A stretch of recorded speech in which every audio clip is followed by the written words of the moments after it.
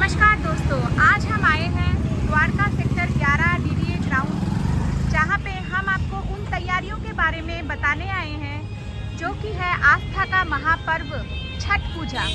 और यहां पे बहुत ही भव्य रूप से, बहुत ही बड़े तरीके से छठ पूजा मनाया जाता है हर साल।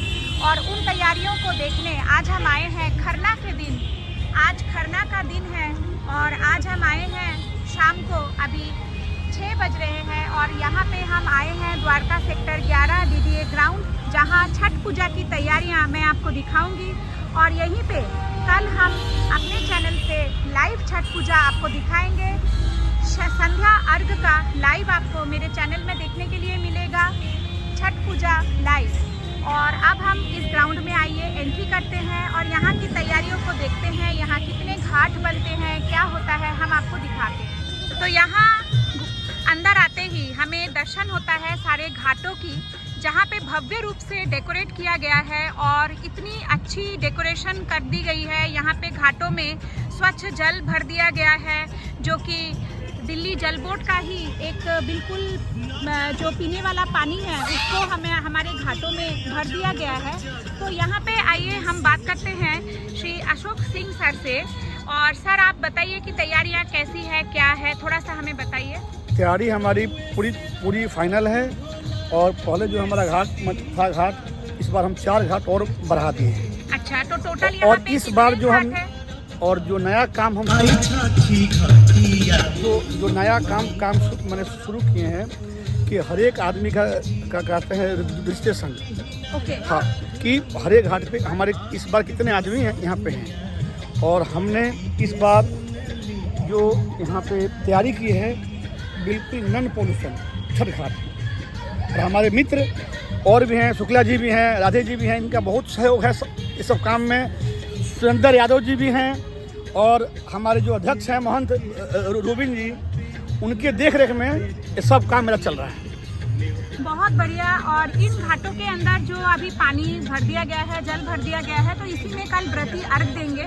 नहीं, हाँ, इसी में देंगे, लेकिन इसकी सफाई, उसके लिए सफाई का पूरा ध्यान रखा जाएगा। कपड़ा आएगा, इसका छान के सफाई का करेंगे। सफाई के साथ में फिर जब इस पे कलीन बिछेगा, अभी मैट, सब पे मैट बिछने के बाद फिर पानी साफ होगा। ये तो यहाँ पे जो डेकोरेशन, इतनी सुंदर डेकोरेशन हुई है, इसके लिए जो भी एक मतलब कि ये भव्य रूप से जो डेकोरेट किया गया, हर साल डेकोरेट किया जाता है। बिल्कुल, ये लाइट, हाँ बिल्कुल। मुकेश सिंह जी हमारे। नमस्ते सर। हेलो। आप छठ घाट के बारे में, यहाँ पे प्रिपरेशन के बारे में थोड़ा सा बताइए हमें। सबसे पहले तो सभी को जय छठी मैया। जय छठी मैया। देखिए, वैसे तो देश में हर जगह छठ मनाया जाता है। द्वारका सेक्टर 11 का ये जो छठ महोत्सव है, ये एक इसकी भव्यता पूरे देश में अलग ही निराली होती है। आप देखेंगे, अगर मैं इस घाट पे ही हूँ, इस घाट का नाम देखिए, भारत के प्रथम राष्ट्रपति डॉक्टर राजेंद्र प्रसाद के नाम पे। ऐसे ही सभी घाटों को संत महात्मा, ऋषि मुनियों और जितने भी पौराणिक स्थल थे, मगध, अपना पाटलिपुत्र, नालंदा, बिहार की संस्कृति को ध्यान में रखते हुए सारे घाटों का नाम दिया गया है जी। और सिर्फ बिहार की संस्कृति नहीं, अपने भारत की जितने भी थे, जैसे आचार्य चाणक्य के नाम पे, सम्राट अशोक के नाम पे, जितने भी ऋषि मुनि हैं, वाल्मीकि जी के नाम पे, विश्वामित्र जी के नाम पे।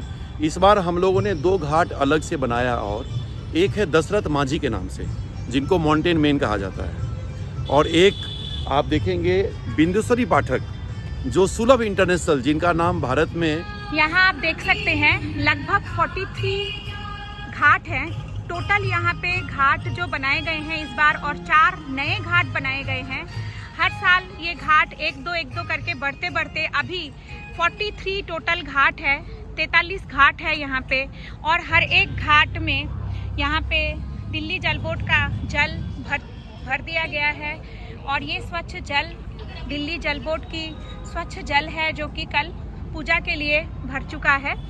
और यहाँ पे जो घाट है, इसके अंदर, इसके चारों तरफ दीपदान की जो प्रक्रिया है वो लगभग दीपावली से पहले दिन से, छोटी दीपावली के दिन से ही चलती आ रही है। घाटों को जागृत करने के लिए जो दीपदान हो रहा है, ये दीपदान की प्रक्रिया छोटी दीपावली के दिन से ही चलती आ रही है। तो आप देख सकते हैं कि कितने भव्य तरीके से यहाँ पे सारे घाटों में दिया जलाया गया है और घाटों के चारों तरफ जो स्वच्छता मेंटेन की गई है, जो क्लीनलीनेस मेंटेन की गई है। यहाँ पे दीपदान करने का अर्थ यही होता है कि घाटों को और जागृत करना। नमस्ते सर, आज हम छठ घाट पे आए हैं और छठ घाट की भव्य तैयारी को देख रहे हैं, तो इस तैयारी के बारे में आपका क्या कहना है? यहाँ पे आज लगभग 23 वर्षों से विशाल भव्य और दिव्य छठ पूजा का आयोजन किया जा रहा है और हम हर वर्ष यहाँ पे हम छठ पूजा घाट में बढ़ोतरी करते रहे। पहले हमारा एक घाट से हम शुरुआत किए थे और आज हम 43 घाट हमारा बन के तैयार हो चुका है और हर तरह की सुविधाएं छठ व्रती को हम देते हैं। यहाँ पे शुद्ध जल की व्यवस्था होती है और इस सभी घाटों में गंगाजल डाला जाता है और गंगाजल डालने के बाद में हम शुद्ध जल के साथ में छठ व्रत का आयोजन करवाते हैं। तो सर, यहाँ पे जो तैयारियाँ हैं, ये तैयारियाँ लगभग कितने दिन पहले से शुरू हो जाती है? यह तैयारी हम लोग 15 दिन पहले से हम लोग यहाँ पे तैयारी शुरू कर देते हैं और हमारा आज तैयारी लगभग 90% पूरा हो चुका है और जो 10% बाकी है वो रात भर चलेगी और कल सुबह हमारा 7-8 बजे तक बिल्कुल 100% तैयारी पूरी हो जाएगी। तो कल यहाँ पे कितने बजे से क्या देखने को मिलेगा, क्या है? यहाँ पे कल लगभग 2:30 बजे से छठ व्रती जो है यहाँ आना शुरू हो जाते हैं जी। और 4 बजे से बहुत ही अच्छा यहाँ पे इतना भव्य कार्यक्रम होता है जो कहीं जगह नहीं बचता बैठने के लिए और ज़्यादा से ज़्यादा संख्या में यहाँ पे छठ व्रती आते हैं और हर जगह से आते हैं। हर जगह से लगभग 10,000 की संख्या में यहाँ भीड़ होती है। बहुत बहुत धन्यवाद सर। कल हम इस छठ पूजा को अपने चैनल के माध्यम से लाइव टेलीकास्ट करते हैं और देखते हैं कि कितना भव्य आयोजन और कितनी भव्य तरीके से छठ पूजा यहाँ पे मनाया जाता है। बहुत बहुत धन्यवाद आप सभी का। नमस्कार भैया। और यहाँ पे आज हम आए हैं सारी तैयारियों को देखने द्वारका सेक्टर 11 DDA ग्राउंड में, जहाँ छठ पूजा की भव्य तैयारी चल रही है। तो इसके रिगार्डिंग आपके वक्तव्य क्या है? देखिए, इस ग्राउंड में 43 कृत्रिम घाट बनाए गए हैं और हर घाट का पूर्वांचल का और भारत का, हर घाट में आपको पूर्वांचल के और भारत की एक झलक नज़र आएगी। जैसे बीच में आप देखेंगे कि कुछ घाट हैं जिसमें भारत के सभी नदियों के नाम हैं जी, जिनका भी हम लोग अपने पूजा में संकल्प में नाम लेते हैं। कावेरी, गोदावरी, यमुना, गंगा जी, सभी नदियों के नाम हैं। ऐसे पूर्वांचल के जो जितने महापुरुष हुए उनके भी नाम आपको इन घाटों पे दिखेंगे। तो भारत का जो गौरवशाली इतिहास है वो आपको इस छठ पूजा ग्राउंड में देखने को मिलता है। इसके साथ साथ आप देखेंगे कि बहुत सुंदर यहाँ पे यज्ञशाला बनाई गई है, वो तो बहुत जहाँ ही पे सुंदर। प्रातःकाल सूर्य गायत्री के मंत्रों के साथ में यहाँ पे हवन होगा। जी। इधर सामने की तरफ मंच के साथ में एक छोटा सा सूर्य मंदिर भी है, जहाँ पे लोग आएंगे श्रद्धालु और सूर्यदेव का साक्षात दर्शन करेंगे। और शाम को जब अर्घ दिया जाएगा उसके पहले यहाँ पे कम से कम 20-25 मेहंदी वाले बैठे होंगे जो सारी माता बहनों को फ्री में मेहंदी लगाएंगे। एक बहुत ही उत्सव का माहौल होता है। जो लोग भी छठ पूजा मनाते हैं, विशेषकर जो पूर्वांचल के लोग हैं, पूर्वी यूपी, बिहार, झारखंड, कुछ हिस्सा नेपाल का भी आता है, वहाँ के लोग तो इसको मनाते ही मनाते हैं। लेकिन अब द्वारका की इस छठ पूजा से जो अन्य राज्य के लोग हैं, जैसे हरियाणा, पंजाब, राजस्थान, जहाँ पर छठ पूजा नहीं मनाई जाती, वो लोग भी अब छठ पूजा को यहाँ पर आके सूर्य देव को अर्घ अर्पित करने लगे हैं। तो ये बहुत एक अच्छा खुशनुमा सा माहौल बनता है। और मैं आपको बताऊंगा कि कल आपको यहाँ पे एक लघु भारत इस छठ पूजा ग्राउंड में देखने को मिलेगा। जैसे कि हम देख रहे हैं हर घाट पे दीप प्रज्वलन किया गया है, तो ये दीप प्रज्वलन की प्रक्रिया कब से शुरू होती है और क्या इसका महत्व है? देखिए, दीप प्रज्वलन की प्रक्रिया जो है तब से आरंभ हो जाती है जब से हम लोग घाट की साफ सफाई कर लेते हैं। इस वर्ष हम लोगों ने 18 अक्टूबर से दीप प्रज्वलित करना आरंभ किया। दीप प्रज्वलित हम लोग दीपोत्सव के रूप में करते हैं। इस द्वारका क्षेत्र की जो माता बहनें हैं वो लोग आते हैं यहाँ पे और वो लोग आके यहाँ पर घाटों पर दीप को प्रज्वलित करते हैं। इसके पीछे मान्यता ये है कि जैसे दीप प्रज्वलित होता है उसके बाद ये जितना भी जो घाट है, ये जो स्थान है, ये जागृत हो जाता है, इसलिए दीपोत्सव मनाया जाता है। और ऑलरेडी यहाँ पे ग्राउंड में गोबर से लिपाई हो चुकी है और प्लस जल जो है जल बोर्ड की शुद्ध जल यहाँ पे भर दिया गया है। तो इतनी स्वच्छता के बारे में आप लोगों ने जो भी एक व्यवस्था किया हुआ है इसके बारे में बताइए कि क्या यहाँ पे पटाखे अलाउड है, क्या यहाँ स्वच्छता को देखते हुए क्या क्या व्यवस्थाएं। और ये पर्व ही स्वच्छता का है। अगर स्वच्छता नहीं होगा तो जो श्रद्धालु जो व्रती बहुत ही कठिन व्रत रख रहे हैं उनकी तपस्या भंग होगी।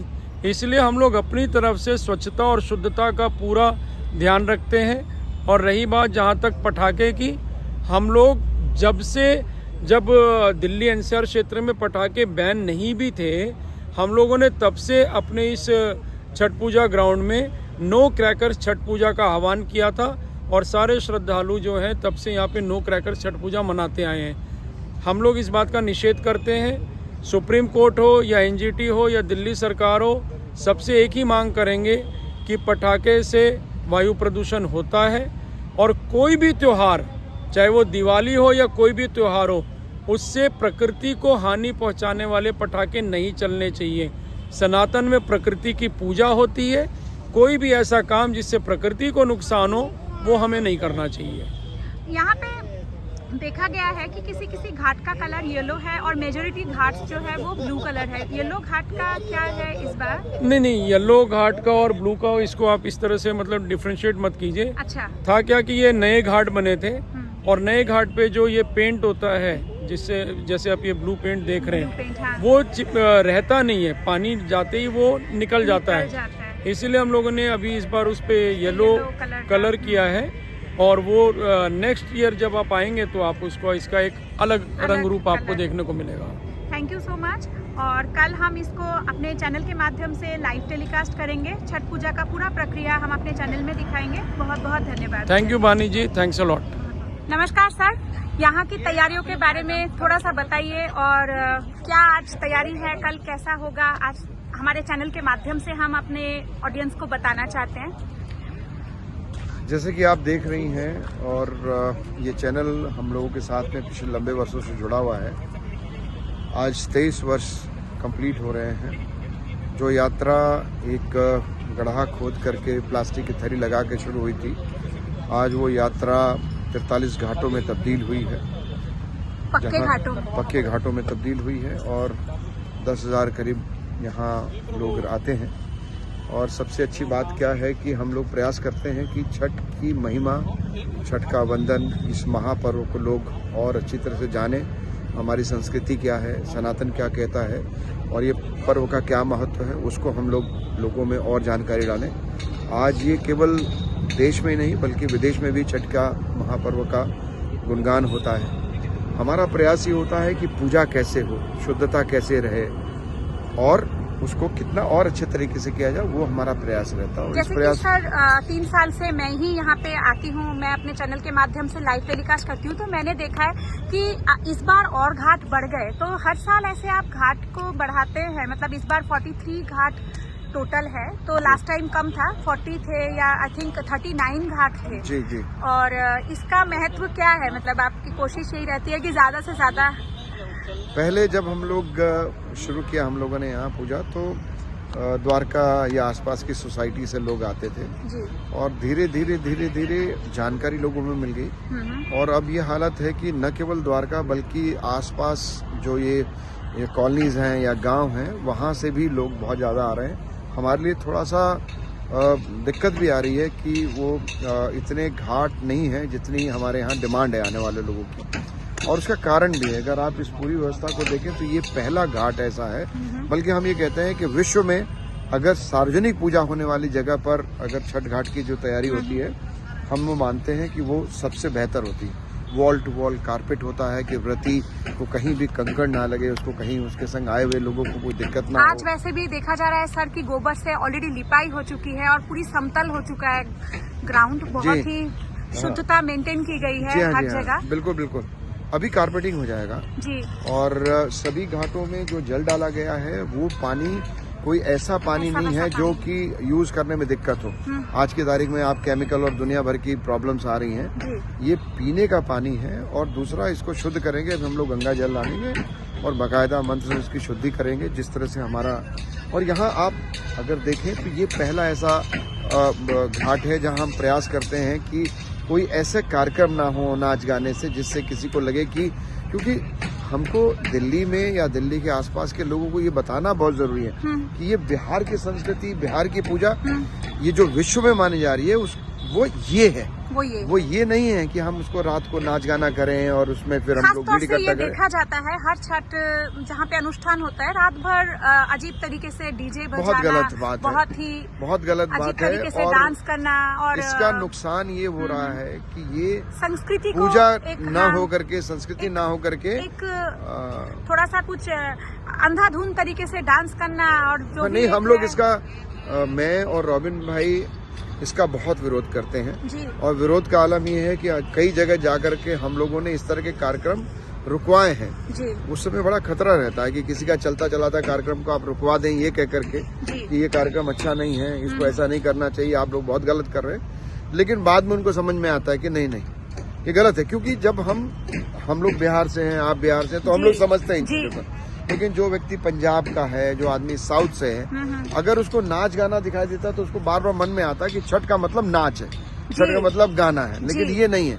आप यहाँ देखें तो हम लोगों ने बिहार की संस्कृति को आप देखिएगा तो या तो महापुरुषों के नाम से घाट है, जिलों के नाम से घाट है, नदियों के नाम से घाट है, गंगा जी, यमुना जी, सरस्वती जी के नाम से घाट है, मगध है, नालंदा है, सभी लोगों के नाम है, या जो बिहार से जुड़े महापुरुष हैं उनके नाम से। तो उसके पीछे कारण क्या है? उन लोगों ने हम लोगों के लिए बिहार को बढ़ाने में एक बड़ा योगदान दिया। कैसे जानेंगे लोग दिल्ली के? तो उसको बताना, जताना बहुत जरूरी चीज होता है। इसके लिए हम लोग प्रयास करते हैं कि उस तरह काम है। आप देखेंगे कि पूरे घाट में कहीं भी कोई पॉलिटिकल होर्डिंग नहीं है, नहीं, तो हमारे यहाँ 22-23 सालों में हमारा प्रयास होता है कि हम इसको 100% नॉन पॉलिटिकल, क्योंकि जैसे ही पॉलिटिक्स किसी भी पूजा पाठ में शुरू होती है वो प्रदूषित करती है, और हम प्रदूषण का काम कोई काम नहीं करते। हम जल की भी शुद्धि रखते हैं, स्थान की भी शुद्धि रखते हैं, और मैं ऐसा मानता हूँ कि कोई व्यक्तिगत पॉलिटिकल या कोई एडवर्टाइजमेंट कोई कुछ नहीं है, कोई हम नहीं करते हैं। और मैं ऐसा मानता हूँ कि जिस शिद्दत से, जिस गहराई से हम शुद्धता को बरकरार करते हुए पिछले 23 वर्षों से हम इस कार्यक्रम कर रहे हैं, ये स्थान एक सिद्ध स्थान है। मैं बहुत से ऐसे लोगों से मिला हूँ कि जो यहाँ आते हैं एक अपनी मनोकामना लेकर के, और बाद में अगले साल जब वो मिलते हैं तो वो कहते हैं कि इस स्थान से मेरी मनोकामना पूर्ण हुई है। बिल्कुल सर। एक और मैं बात बताने जा रहा हूँ जो बड़ी थोड़ी ऐसी घटना है जी, कि मैनेजमेंट कमेटी के जितने भी लोग हैं पिछले 20-22 साल से जो ये पूजा कर रहे हैं, करा रहे हैं, उसमें से 90% वो हैं जिनके घर में कोई व्रती नहीं है। मैं हूँ, रॉबिन भाई हैं, या और भी बहुत सारे लोग हैं। हम केवल सेवा मात्र के लिए यहाँ आते हैं कि सेवा करें, क्योंकि जब आप व्रती के संग रहते हैं तो आपका ध्यान कहीं ना कहीं बढ़ता है। हाँ, हमको ऐसा लगता है ये सारा परिवार हमारा है, और हम किसी के यहाँ जा करके अर्घ देने का काम करते हैं, किसी के यहाँ से ठेकुआ लेते हैं, किसी के यहाँ से प्रसाद लेते हैं, सबको पैर छूते हैं, आशीर्वाद लेते हैं। तो हमको ऐसा लगता है कि परिवार का एक सदस्य जब छठ मैया की पूजा करेगा तो हमको एक से लाभ मिलेगा। पर यहाँ मैनेजमेंट कमेटी को, और जिस तरह से हमारा ये छठ का पर्व बहुत अच्छी तरह से मनता है, ये इतने लोगों की दुआएं हैं, उन लोगों का आशीर्वाद है, इसलिए हम लोग यहाँ पर खड़े हो पाए। बहुत बहुत धन्यवाद सर। और कल का जो कार्यक्रम होगा छठ पूजा का, हम अपने चैनल के माध्यम से लाइव आपको मतलब सबको दिखाएंगे। धन्यवाद। और मैं आपकी चैनल को बहुत सारी बधाई देता हूँ, शुभकामनाएं देता हूँ, और भगवान से प्रार्थना करता हूँ आपके चैनल के व्यूवरशिप बहुत बढ़े, और बहुत आप आती हैं, मुझे बहुत अच्छा लगता है। बहुत बहुत धन्यवाद। Thank you sir. तो दोस्तों, जैसा कि अभी आप लोगों को मैंने दिखाया कि हर तरीके की तैयारी के बारे में जानकारी दिया, और यहाँ पे छठ घाट के हर तरीके की तैयारी और भव्य तरीके से डेकोरेशन सब कुछ मैंने आपको अभी दिखाया। और आज है खरना, और आज खरना के बाद कल हमारी है संध्या अर्घ, और संध्या अर्घ के दिन कल दोपहर 2:30 बजे से मैं आपको यहाँ पे हर तरीके का जो कार्यक्रम, जो गतिविधि होगी, मैं आपको लाइव टेलीकास्ट दिखाऊंगी मेरे अपने चैनल के माध्यम से। तो इसी चैनल में आपको देखने के लिए मिलेगा कि किस तरीके से श्रद्धालु संध्या अर्घ देते हैं, यहाँ पे क्या क्या सांस्कृतिक कार्यक्रम होता है, और यहाँ किस तरीके से भव्य रूप से छठ पूजा का कार्यक्रम करवाया जाता है। तो अभी इस ब्लॉग को हम यहाँ पे ही ख़त्म करते हैं और कल दोपहर में 2:30 बजे से हम यहाँ पे लाइव करेंगे और छठ पूजा का भव्य कार्यक्रम आप इस चैनल के माध्यम से देख पाएंगे। नमस्कार, जय श्री राम।